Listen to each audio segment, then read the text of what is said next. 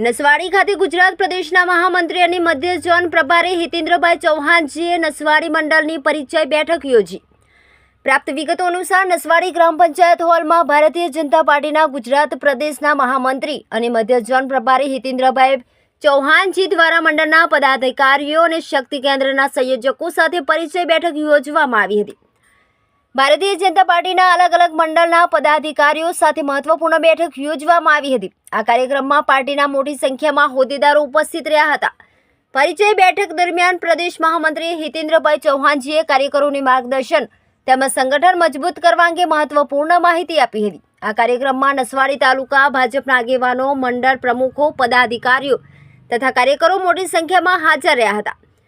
આ પરિચય બેઠકમાં છોટાઉદેપુર જિલ્લા ભાજપા પ્રમુખ ઉમેશભાઈ રાઠવા, સંખેડા ધારાસભ્ય અભયસિંહ તડવી, મહામંત્રી છોટાઉદેપુર રમણભાઈ બારિયા અને પુષ્કરભાઈ પટેલ, પૂર્વ મહામંત્રી ડી.એફ. પરમાર, પૂર્વ જિલ્લા પ્રમુખ જશુભાઈ ભીલ, મંડળ પ્રમુખ જયરાજસિંહ ચૌહાણ, પૂર્વ ધારાસભ્ય ધીરુભાઈ ભીલ, છોટાઉદેપુર જિલ્લા ઉપપ્રમુખ દિલીપભાઈ ભીલ અને ગોપાલસિંહ ચૌહાણ, જિલ્લા મંત્રી સિમીબેન ડુભીલ, નસવાડી તાલુકા મહામંત્રી રાજુભાઈ રાઠવા અને દલસિંહભાઈ ડુભીલ, અનુસૂચિત જનજાતિ મોરચાના પ્રમુખ તરીકે અરવિંદભાઈ ડુભીલ, મંડળના પદાધિકારીઓ અને શક્તિ કેન્દ્રના સંયોજકો મોટી સંખ્યામાં ઉપસ્થિત રહ્યા હતા।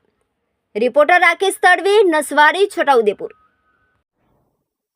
આજે ગુજરાત પ્રદેશ ભારતીય જનતા પાર્ટીના મહામંત્રી અને મધ્ય ઝોનના પ્રભારી એવા માન્ય હિતેન્દ્રસિંહ ચૌહાણ સાહેબ છોટાઉદેપુર જિલ્લાના પ્રવાસે હતા। આજે છોટાઉદેપુર શહેર, છોટાઉદેપુર ગ્રામ્ય, નસવાડી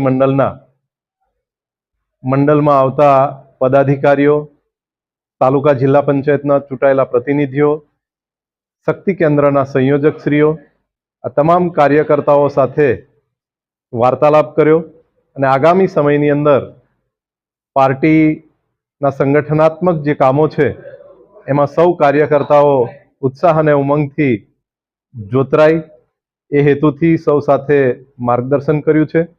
સાથે સાથે છોટાઉદેપુર જિલ્લાની જે નવી ટીમ બની છે એ તમામ પદાધિકારીઓ સાથે પણ પરિચય બેઠક કરવામાં આવી અને સૌ ઉપસ્થિત રહ્યા।